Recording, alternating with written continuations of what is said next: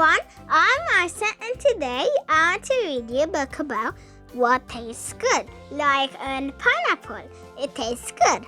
And watermelon, it tastes good. So let's start the book, guys. I like to eat an orange. It really tastes good. I really like it. It's juicy and good. I like to eat pasta. It's really stretchy and good. It tastes good. We like to eat eggs. They taste good when you cook them. I like to eat corn. It tastes good.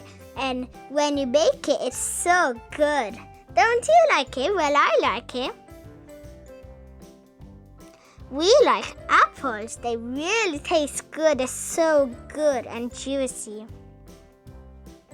We like to eat watermelons. They taste good too. They're really good and juicy. Do you like them?